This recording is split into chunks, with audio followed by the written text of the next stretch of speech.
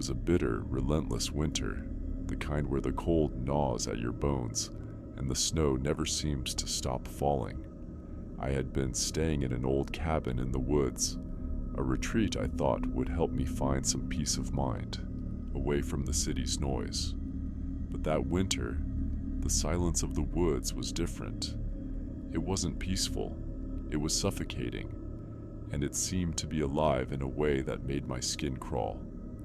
I'd rented the cabin from a family friend, and although it was rustic, it seemed charming enough at first. The wood crackled in the fireplace, and the smell of pine lingered in the air. But there was something about the place that didn't sit right. The windows were always slightly fogged, as if the outside cold was trying to creep in, no matter how warm the fire blazed. I brushed it off. I had no real reason to be scared. I was alone, but that wasn't unusual for me. The first night, after settling in, I went to bed early, exhausted from the drive. The cabin creaked as though it had a life of its own. The wind howled, making the trees scrape against the walls like claws, but I ignored it, thinking it was just the weather. I fell into a deep sleep, or so I thought. I woke up in the middle of the night, only it wasn't like waking up from a regular dream. I felt as though I'd been pulled from sleep, my body stiff, my breath shallow. Something was in the room with me. The air felt heavy, thick with a presence I couldn't see, but I could feel. My heart began to race, and I tried to move, but my limbs felt as if they were bound by invisible ropes. It was like the air itself was holding me down. From the corner of the room, I heard a faint whisper, so soft it was almost imperceptible. At first, I thought it was the wind again, but this whisper wasn't natural. It was human. No, something not human. It spoke in a language I couldn't understand, but I could feel the malice behind every word. My chest tightened. I couldn't breathe. The cold wrapped around me like a vice. Suddenly, the whispering stopped. The silence was even more suffocating. I could hear the distinct sound of slow footsteps dragging across the floor, coming closer, closer to my bed. I was paralyzed, terrified. I wanted to scream, but no sound escaped my throat.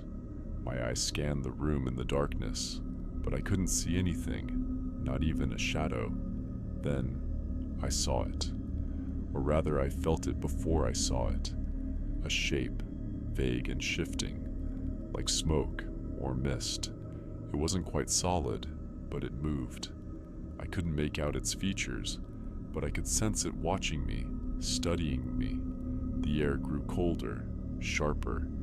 The thing, whatever it was, drifted closer, and I could feel its icy breath against my face. A chill ran down my spine as I realized it was standing right next to me. It whispered again, its voice an ancient rasp, like it had been trapped in the woods for centuries. Then, it touched me, cold, unnatural, like death itself had made contact. My body went rigid, and I thought I was going to pass out, but I couldn't move, couldn't escape. Just as quickly as it came, the cold dissipated, the pressure lifted, the room returned to its eerie silence. I was left in the dark, gasping for air as if I'd been holding my breath for hours. I didn't sleep after that. I couldn't. I lay there, wide-eyed, staring into the dark, expecting it to return at any moment.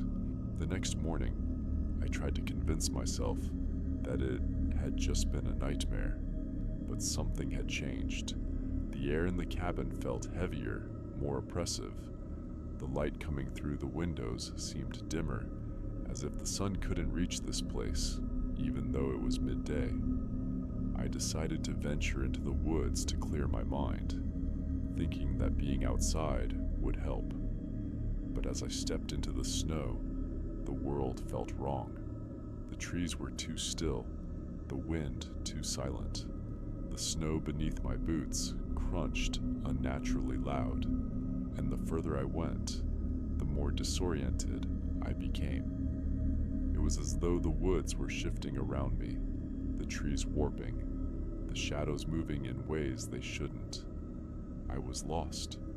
I shouldn't have been lost, not with the cabin so close, but every path I took only led me deeper into the forest. As dusk fell, the air grew even colder, biting at my skin like needles. I knew I had to get back, but when I turned to retrace my steps, that's when I saw it. In the distance, among the twisted trees, a figure, a tall, hunched silhouette, standing still, staring directly at me.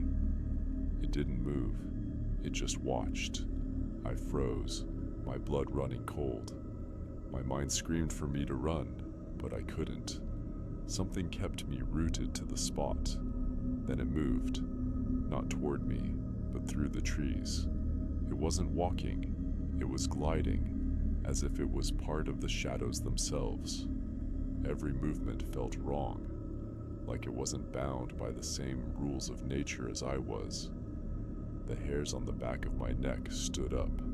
My legs shook with fear, but I turned and ran, blindly through the snow, stumbling over roots and branches, desperate to get back to the cabin. When I finally made it inside, I slammed the door shut, locking it behind me. My heart was pounding in my chest, and I couldn't catch my breath. The entire cabin felt like it was closing in on me, the walls groaning, as if they, too, were alive. That night, the whispers returned. I could hear them outside the cabin, soft, like the wind at first, but then louder, clearer. They were calling to me, calling me into the woods. The thing I had seen earlier wasn't just a shadow. It was real, and it wanted me. I didn't stay much longer. The next morning, I packed my things in a rush, leaving behind the warmth of the cabin and the fire I had stoked the night before. I drove away as fast as I could, my hands shaking on the steering wheel, and I never looked back. But to this day, I can still hear the whispers when the wind blows too hard, and sometimes, just before I fall asleep, I feel the cold, icy breath against my face again. I don't know what it was that haunted that cabin. I don't know if it was a spirit, a creature, or something older and darker than anything I could ever understand. But I do know one thing, it was real, and it's still out there,